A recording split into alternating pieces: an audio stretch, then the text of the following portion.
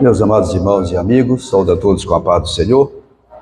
Abra sua Bíblia, carta do apóstolo Paulo aos Colossenses, capítulo 1.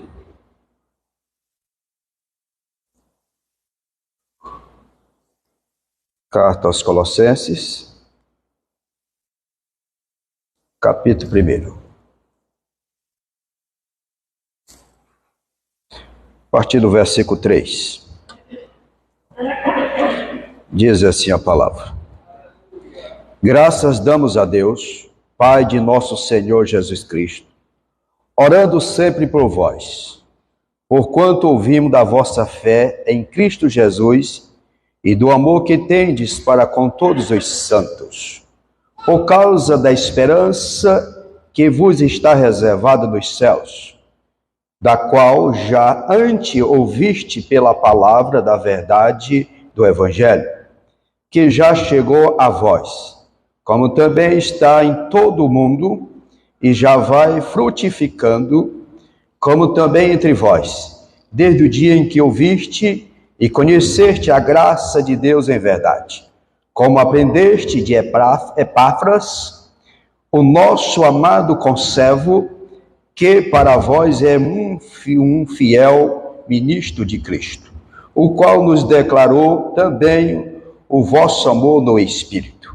Por esta razão, nós também, desde o dia em que ouvimos, não cessamos de orar por vós e de pedir que sejais cheio do conhecimento da sua vontade, em toda sabedoria e inteligência espiritual, para que possais andar dignamente diante do Senhor, agradando-lhe em tudo, frutificando em toda boa obra e crescendo no conhecimento de Deus. Amém?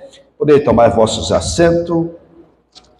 Muito obrigado pela reverência à leitura da palavra de Deus.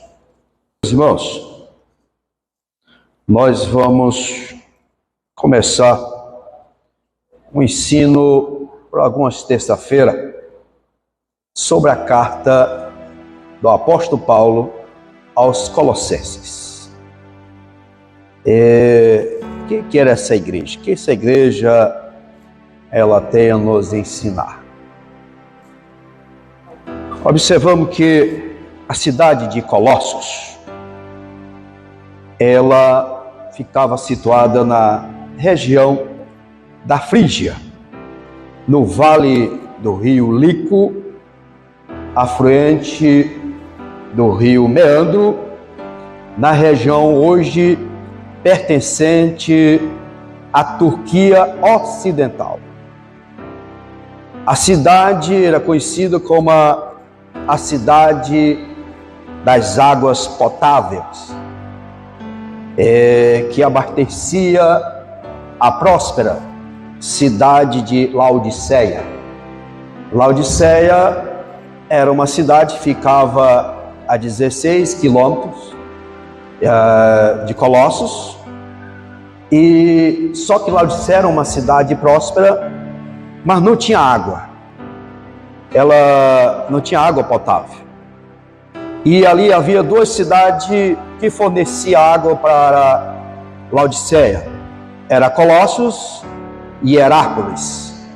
E Herápolis era a cidade das águas termais.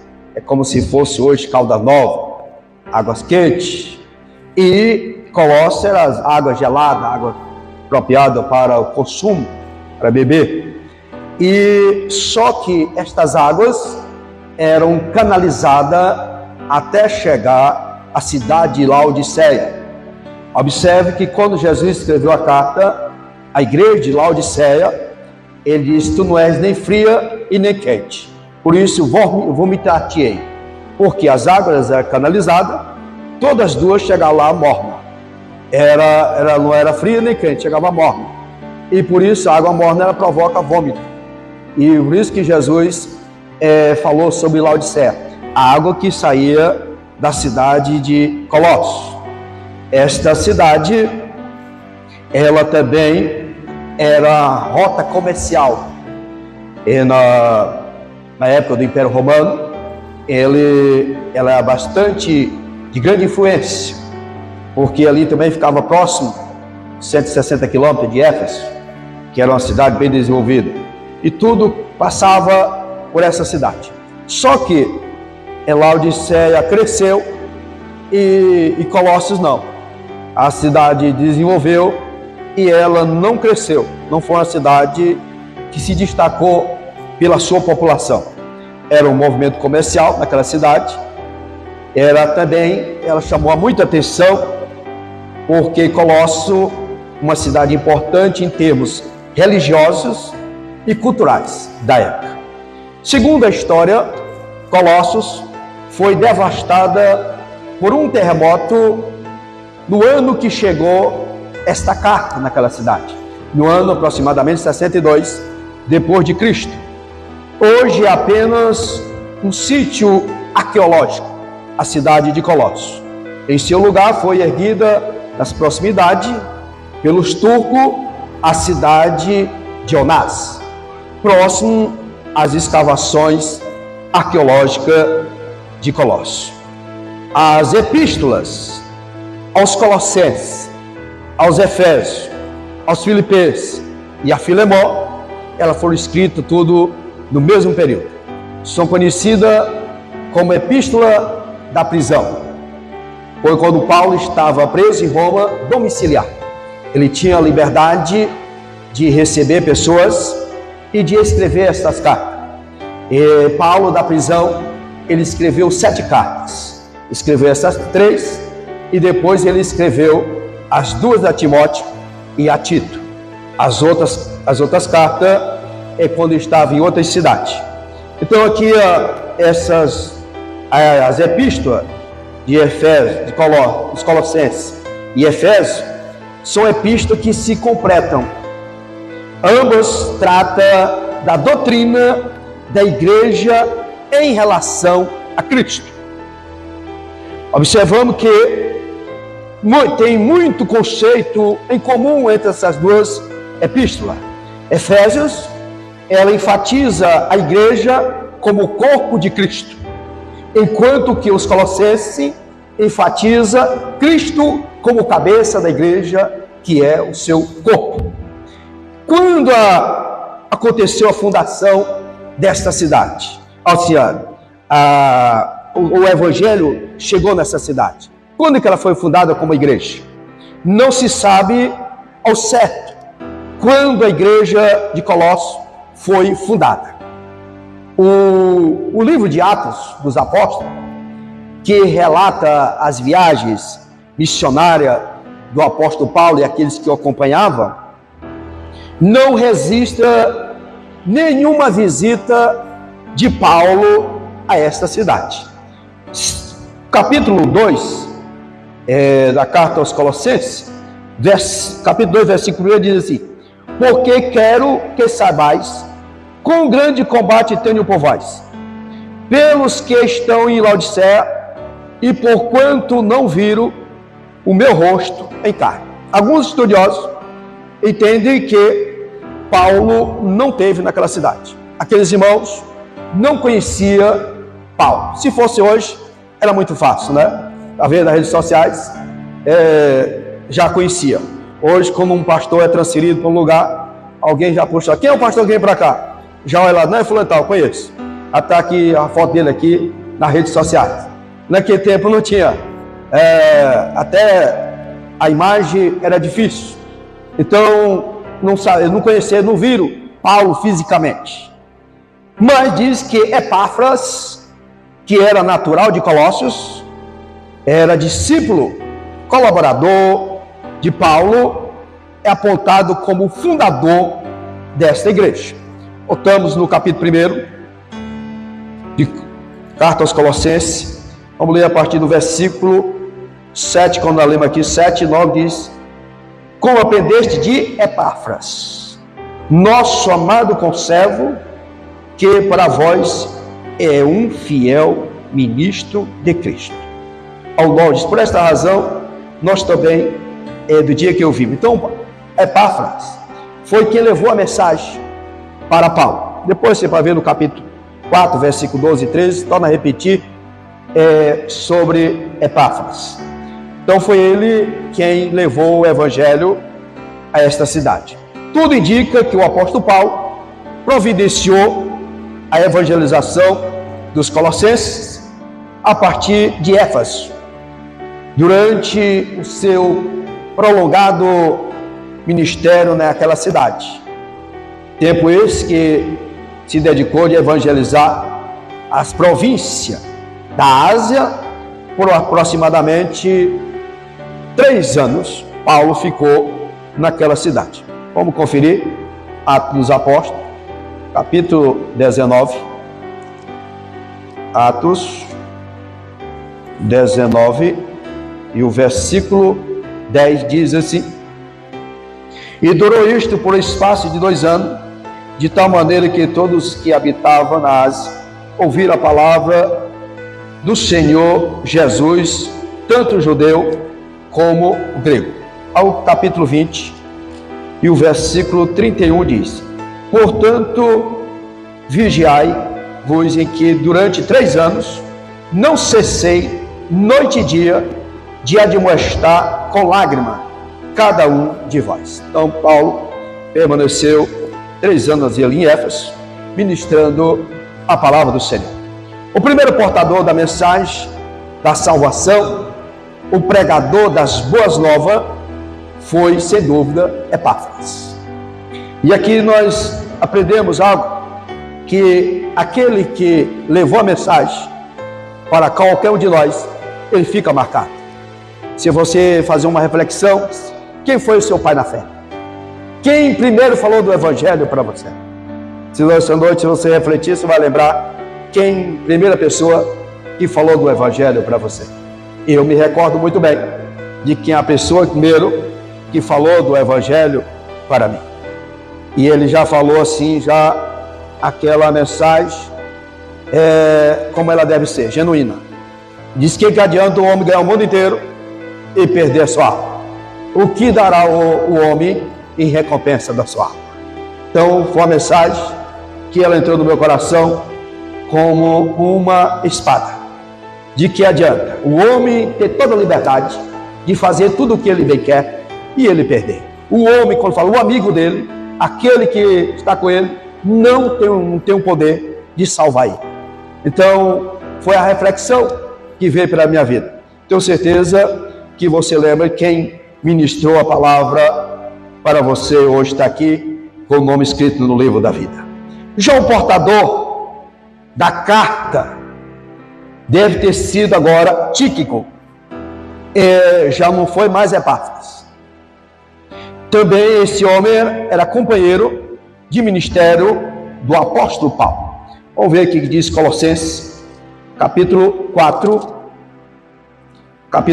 versículo 7 e 8, diz assim: Tíquico, irmão amado, fiel ministro e conservo do Senhor, vos fará saber o meu estado, o qual vos enviei para o mesmo fim, para que saiba do vosso estado e console o vosso coração.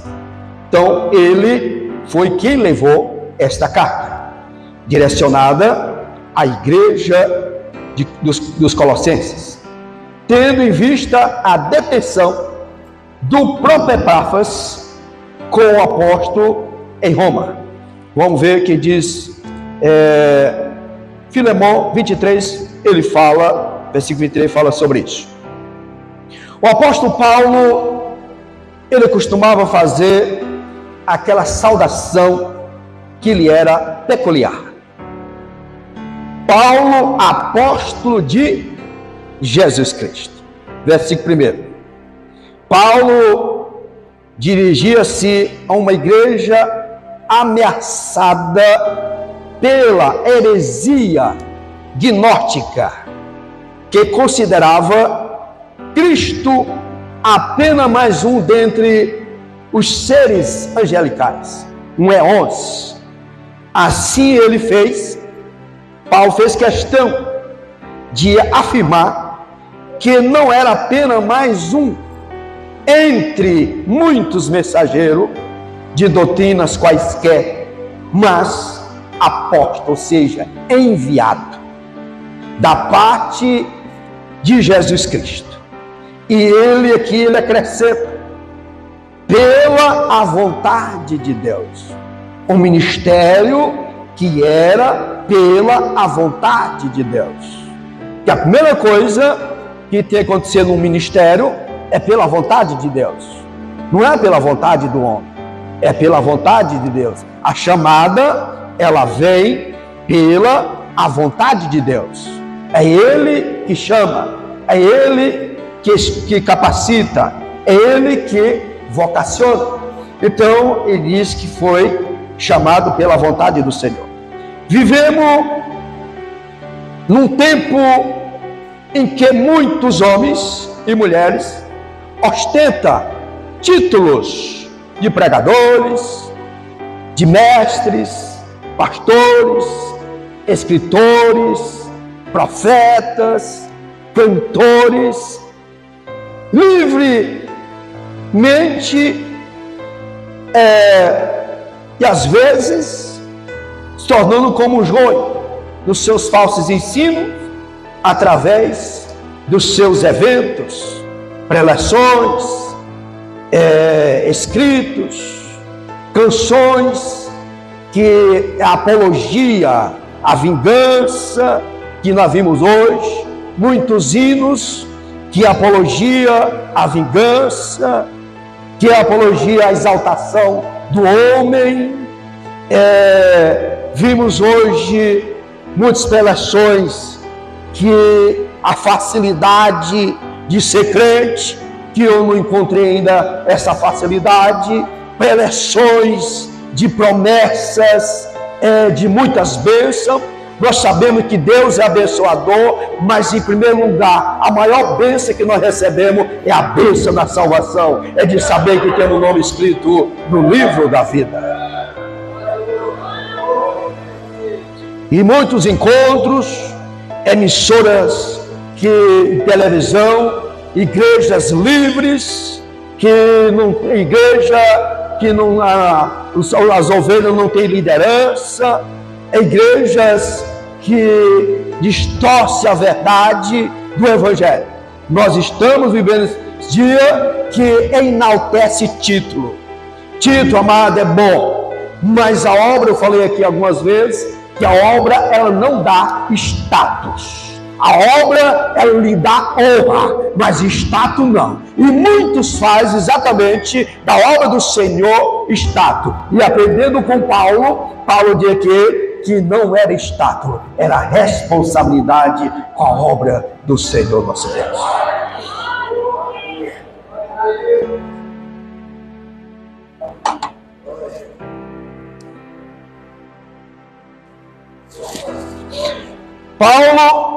Como Paulo via os irmãos de Colossos?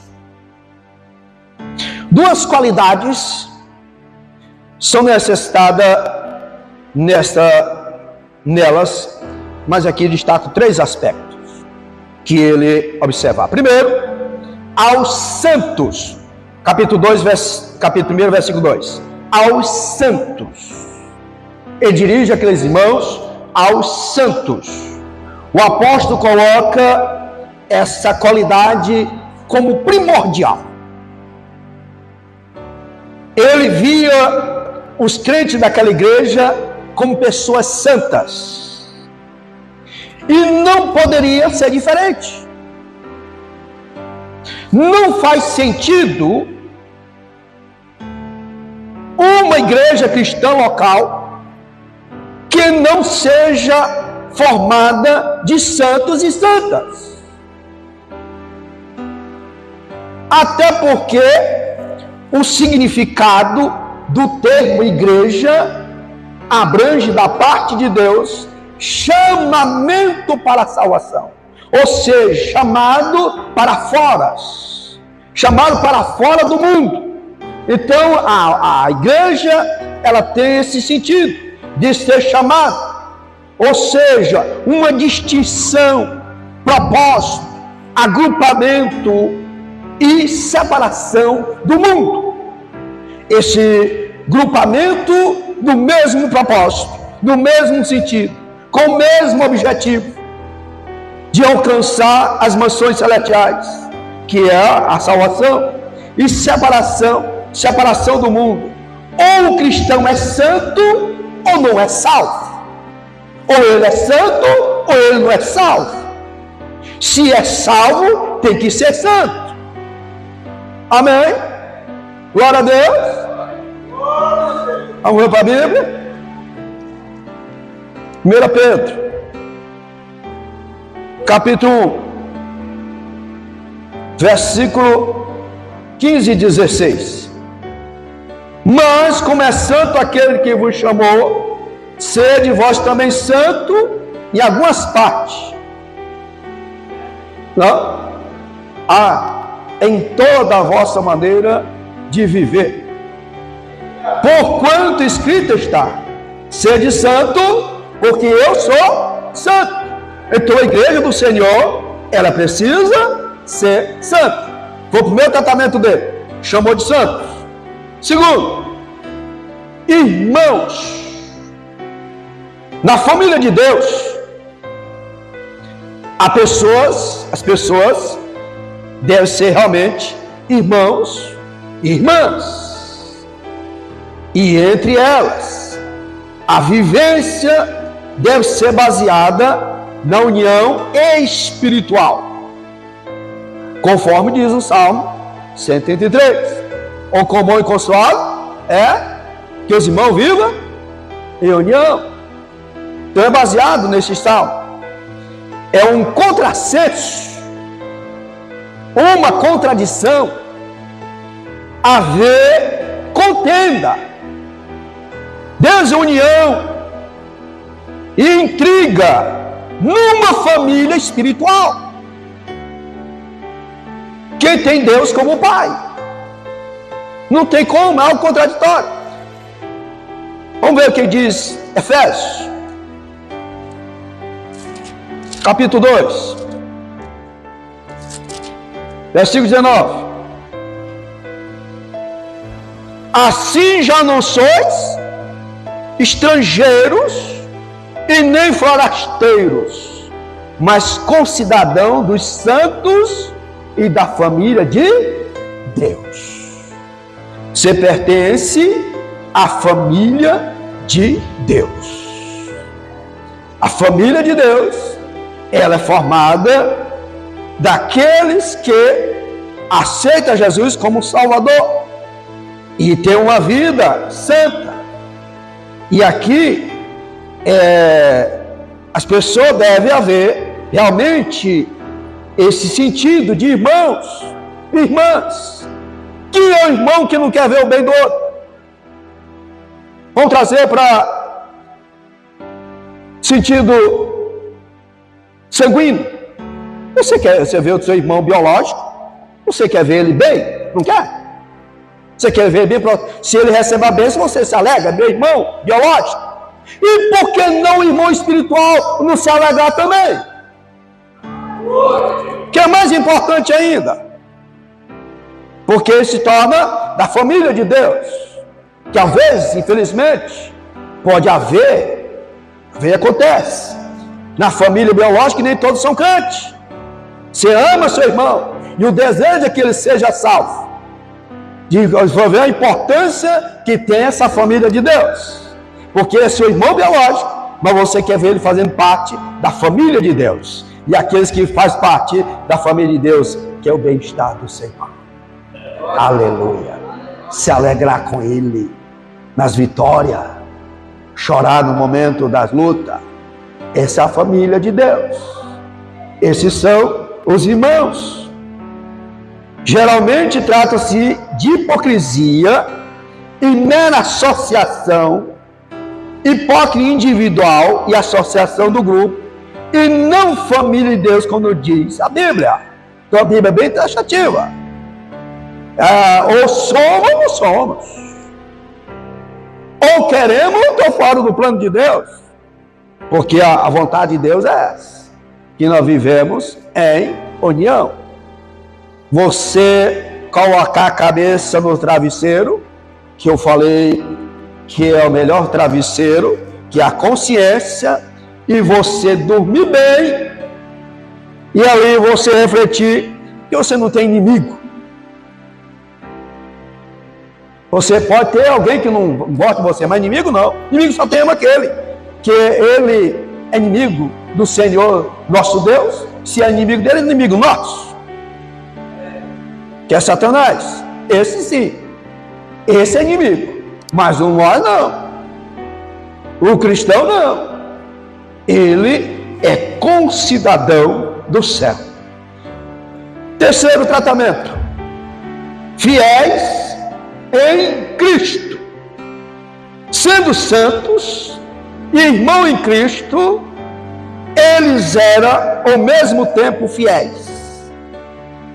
Os três aspectos compõem o perfil espiritual e moral dos cristãos colossenses: santidade, fraternidade e fidelidade. Sem essas características, a rigor, não há cristianismo. Se ali a fraternidade, a fidelidade e a santidade não forem as características a rigor, não há cristianismo. Não há igreja cristã. Não há um povo de Deus. Só existe igreja se existir essas três características: santidade, fraternidade e fidelidade.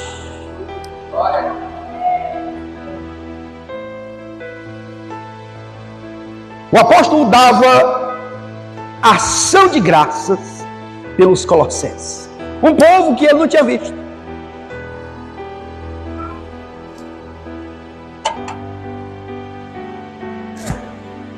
Ele não tinha visto esse povo, não conhecia eles pessoalmente. E chorando, capítulo 1, versículo 3, orando sempre por vós. O apóstolo cientificou os irmãos de que orava sempre por eles, dando graças a Deus Pai de nosso Senhor Jesus Cristo. Um dos segredos do sucesso de um obreiro é sua vida de constante oração. O segredo do sucesso de um obreiro é sua vida de constante oração. Ou pagamos o preço, ou não temos êxito no nosso ministério. Ou oramos, ou não temos êxito. Se você não tiver um hábito de orar, seu ministério, ele não tem sucesso. É algo essencial para a nossa vida. Na oração do crente, Deus se compraz. Na oração do crente, Deus se compraz. Vamos ver o que diz Provérbios, capítulo 15, versículo 8. Capítulo 15 e o versículo 8 diz: o sacrifício dos ímpios é abominável ao Senhor, mas a oração dos retos é o seu contentamento. Deus, ele se contenta em ver a oração dos retos. Aleluia. Que anda em retidão. O Espírito Santo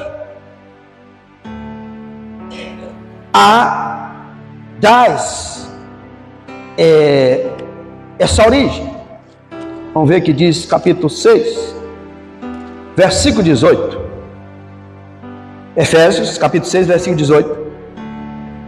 Orando em todo tempo com toda oração e súplica no Espírito, e vigiando nisso, com toda a perseverança e súplica por todos os santos.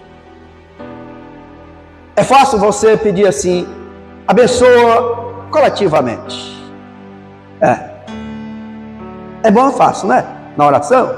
Rapidinho você termina a oração, termina. Você pega assim, ó, abençoa da área 1. Pega, Senhor, abençoa os irmãos da área 1.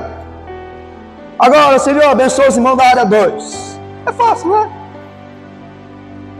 Agora, coloca assim na lista. Passando a afeição de cada um.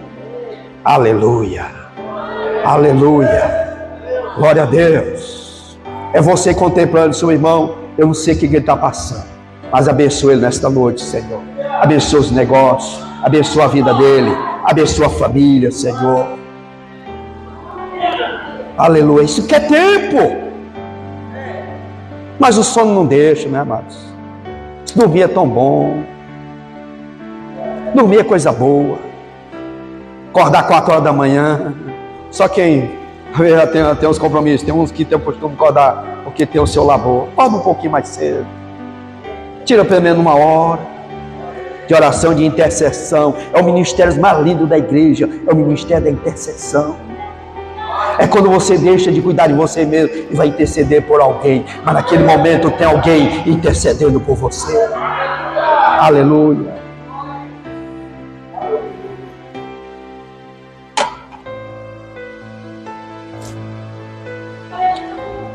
Orando em todo o tempo. Pastor, mas como é que eu vou orar todo o tempo? Eu trabalho. Eu tenho meus afazeres. Sim. Se ele está trabalhando, você pode estar ligado ao céu. Orando em espírito. Eu já falei aqui tempo desse, que não existe espírito de oração. Alguém falou espírito de oração, não existe não, né? Isso já é certo. Existe orar em espírito. Você está ali conversando com alguém, mas você está ligado ao trono da graça, conversando com o papai, apresentando a ele vidas, situações que só ele pode resolver. O Senhor Jesus nos assiste e encoraja. Vamos lá para Mateus capítulo 26. Capítulo 26, a partir do versículo 40. Diz assim: e voltando para os seus discípulos, achou-os acordados, orando, adormecidos. E disse a Pedro: então, nenhuma hora, e a hora aqui é de tempo, de relógio, pudeste vigiar comigo? Vigiai e orai, para que não entreis em tentação. Tentação está batendo a porta. E ela não avisa não. Quando eu penso na pessoa, estou todo embaraçado. Porque disse, ó, vigiai e orai. Não adianta eu só orar sem vigiar. Oração sem vigilância não serve para nada. Mas antes ele vigiar do que orar. Meu lugar ainda. Só para eu não sou muito de oração, mas eu sou vigilante. Pensa num vigilante. Muito bem. Mas é bom os dois. Oração e a vigilância. Para que não entreis em, na verdade, o Espírito, mas a carne. Em que sentido? Carne é fraca em quê? Porque a carne ela não tem vontade de orar. Não é você ceder assim, a carne é fraca, ela vai precisar de oração. Ela é fraca porque ela não tem nenhum desejo de buscar a presença de Deus. Ela não tem desejo nenhum para as coisas espirituais. Ela tem desejo de manhã cedo você comer aquela tapioquinha, azeite de coco, né? Já está cheirando ali. Eu queria jejuar hoje. Nessa tapioca aqui. Não vou resistir. Esse pão de queijo fumaçando, pastor Jamei. Então não vou resistir não. Então, Aí a carne deseja essas coisas. Ela não quer saber de você jejuar até pelo menos 9 horas, 10 horas, 11 horas que seja. Não pode ser muito estendido, tá? Mas é importante, porque a carne, ela não tem desejo para com as coisas. Mas Jesus, ele não incentivou nem uma hora. Podeis orar comigo? Porque oração é conversar com Jesus. É você falar com Ele, se tornar íntimo dEle, apresentar aquela causa que chega ao meio do ano agora, seu pai, dezembro estou querendo fazer aquela viagem, quero ver meu parente, quero fazer aquela programação, quero dar uma renovada no guarda-roupa, né? Aí você começa, Senhor, abra a porta, começa a conversar com Ele. Senhor, Tu sabe que eu preciso, eu não tenho condições, Tu tem. E Deus vai lhe ouvir, vai abrir a porta e vai lhe abençoar. Mas Ele quer esse estreitamento de relacionamento com Ele. Quanto tempo a vezes você perde navegando? Isso é bom, navegar é a carne. A carne gosta de estar navegando nas redes sociais, não gosta? Ei, pensa negócio bom. E às vezes você perde um tempo com isso e deixa de estar conversando com Jesus. Quando vai conversar com Jesus, já é meia-noite, o sono já chegou. Aí não dá para orar muito tempo, não. Que em vez de estar pedindo Jesus para abençoar, a pessoa está querendo abençoar a Deus. Tanto sono. Tenha relacionamento com Jesus. Diz um conhecido provérbio, escute bem: muita oração, muito poder. Pouca oração, pouco poder. Nenhuma oração, nenhum poder. É isso. Porque a oração, o poder vem através da oração. É ela que vale. O que o Senhor falou para o povo ficar em Jerusalém? Até que do alto fosse vestir. Ficasse lá de quê? Conversando, contando a história? Não, orando. Orando. E foram abençoados. Então, Paulo orando sempre por vós. É o papel nosso, nós líderes, pastores, é de estar intercedendo pelo rebanho. Segundo, a fé, a esperança e a caridade dos Colossenses. Versículo 4 e 5. Na carta o apóstolo Paulo diz: ter ouvido acerca da fé em Cristo Jesus e da caridade que eles tinham para com todos os santos. Caridade é o amor na prática. Caridade para com todos os santos, bem como da esperança reservada para eles no céu. Aí ele diz: essas virtudes cristãs era primordial e também um patrimônio espiritual daqueles crentes. O patrimônio que eles tinham eram essas virtudes. Os cristãos daquele tempo podem não ter tido muitos bens terrenos. A Bíblia não relata. Mas eram ricos espiritualmente. Vamos ver o que diz Colossenses 1:27. Aos quais Deus quis fazer conhecer quais são as riquezas da glória deste mistério entre os gentios, que é Cristo, vós, esperança da glória.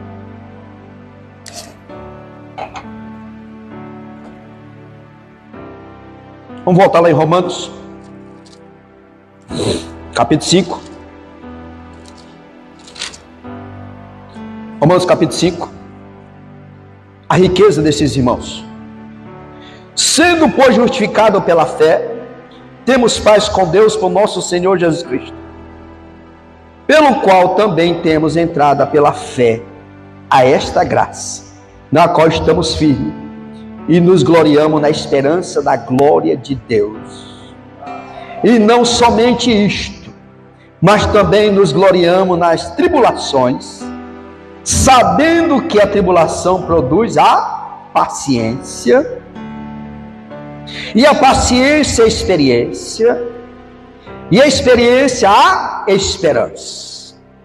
E a esperança não traz confusão, porquanto o amor de Deus está derramado em nosso coração pelo Espírito Santo que nos foi dado. Aleluia! A riqueza daqueles irmãos. Eles eram felizes, viviam animados, porque tinha esse tesouro nas vossas vidas. Paulo ainda escrevendo 1 Coríntios, capítulo 13, e o versículo 13 diz assim: agora, pois, permanece a fé, a esperança e o amor, estes três, mas o maior deste é o amor. Por quê, amados? Porque fé nós só precisamos quando estivermos aqui. Quando nós estivermos abaixo da terra, nós precisamos de fé e de esperança. E a esperança nossa, ela é viva ao Senhor. Saber que um dia estaremos com o Senhor. Nós só vamos precisar enquanto estivermos aqui. Mas o amor, que é o vínculo da perfeição, ele vai continuar. Porque a fonte do amor é o próprio Deus. Esse aqui vai permanecer para sempre. A fé só precisamos quando estamos aqui. E tem muita gente hoje que nem está tendo mais fé. Fé é meio só da salvação. Deus vai te abençoar. Não, pai, não acredito nisso não. Deus vai falar, ele pode te curar. Não, eu nasci para dar desse jeito. Ele não tem mais aquela fé. A fé dele diz, eu sei que Jesus vai voltar, eu vou com ele. Ainda bem que ainda tem essa fé salvífica, né? Mas o amor não, esse vai permanecer para sempre. E o amor, se nós precisamos da fé, pelo menos para a salvação, e a esperança para saber que um dia está, então o amor precisa ser evidenciado. O amor precisa ser colocado em prática. Ele não pode ser só de palavras. Vamos ver ainda Tiago,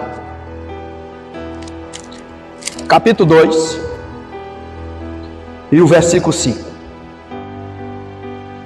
Ouve, meus irmãos amados, meus amados irmãos, porventura, não escolheste Deus os pobres deste mundo para serem ricos na fé e herdeiro do reino que prometeu os que o amam? Então, não é que o apóstolo aqui ele esteja fazendo apologia à pobreza. Não, Tiago não está fazendo aqui apologia à pobreza. Ele está dizendo que mesmo que a pessoa não fosse afortunada, não fosse favorecido financeiramente, mas ele tinha uma oportunidade de ser rico espiritualmente. Porque tem muitas pessoas que eles são bem-sucedidos financeiramente e são ricos espiritualmente. A pessoa pode conciliar essa aí. Porque como é que pode conciliar isso aí? Ele não coloca o coração naquilo que tem. O problema é o coração, amados. O coração, se ele colocar no que ele tem, o Senhor vai ficar em segundo plano. Não vai ser primazia da vida dele. Mas quando ele coloca Deus em primeiro lugar, ele vai conciliar a sua vida espiritual e a vida física. O apóstolo Paulo faz oração intercessória. Primeiro, versículo 9. Pelo o conhecimento da vontade de Deus.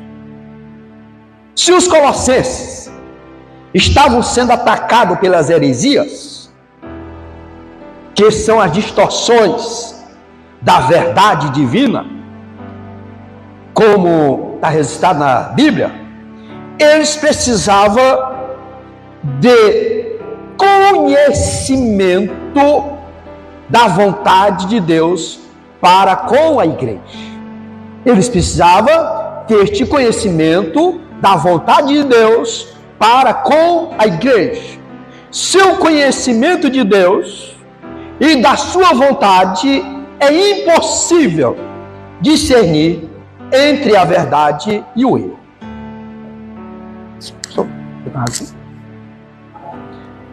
Então não tinha como ele discernir se ele não tivesse o conhecimento.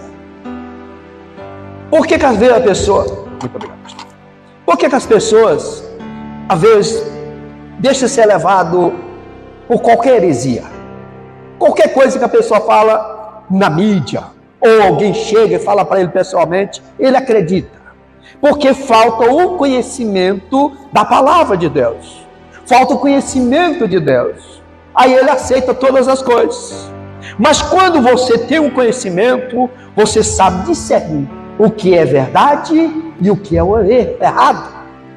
E aí então Paulo estava aqui orando pelo conhecimento da vontade de Deus sobre aqueles irmãos, para que tivesse conhecimento. Segundo, para que esse conhecimento fosse em toda a sabedoria. Não se trata aqui primeiramente do saber teológico formal, que é muito útil, é importante, e muito menos filosófico, mas antes um conhecimento espiritual. Era isso que ele estava precisando, um conhecimento espiritual. Não era um conhecimento secular, não, era um conhecimento espiritual, porque a distorção dos gnósticos era exatamente isso. Se os irmãos não tivessem o conhecimento espiritual, eles eram persuadidos por eles.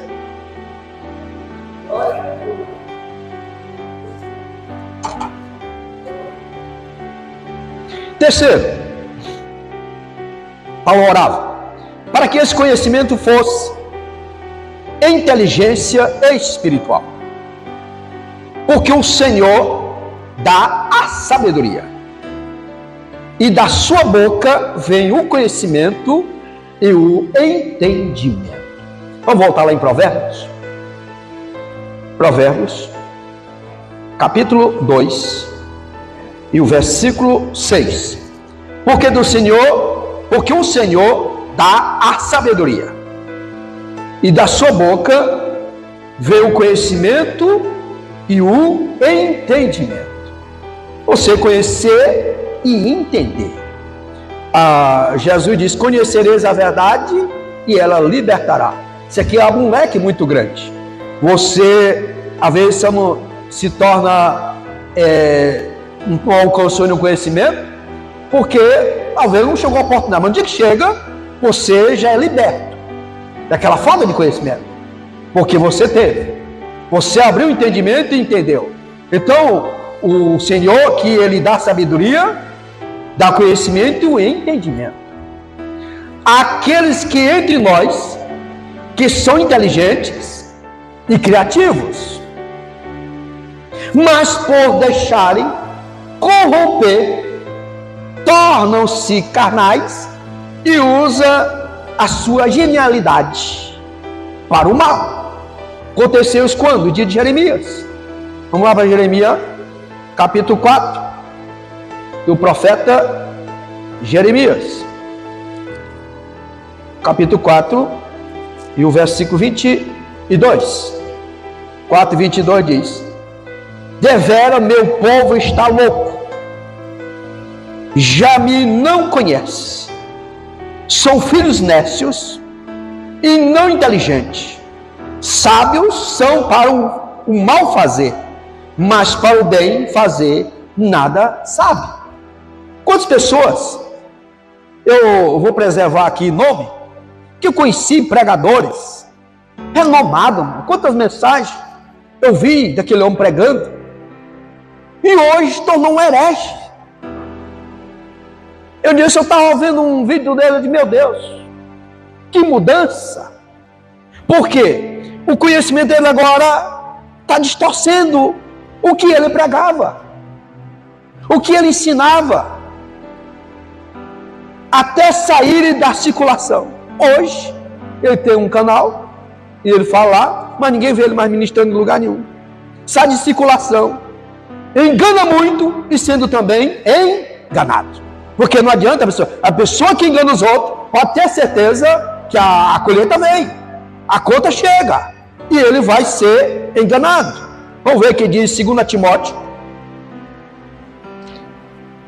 Alguém pode ler para mim? 2 Timóteo, capítulo 3 e o versículo 13.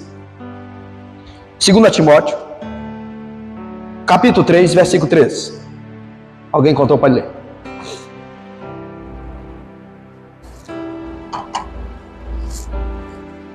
Pode ler. Mas os homens maus, enganadores, maravilhosos, então a via de mão dupla. Engana, será enganado. Então, o conhecimento que Paulo dava aqui é que fosse inteligência espiritual, para saber, para que ela fosse aproveitada para o bem-estar espiritual daquela igreja.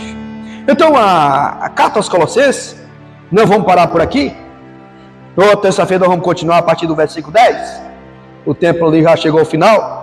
Quando nós vamos estar aqui falando sobre quais são os resultados do conhecimento de Deus. O conhecimento de Deus, ele traz benefício para a nossa vida. Então Paulo se preocupou com aquela igreja que ele não tinha visto, mas estava no coração dele. Ele amava aqueles irmãos. Então ele orava pelo conhecimento da vontade de Deus sobre ele. Ele orava para que esse conhecimento fosse em toda a sabedoria.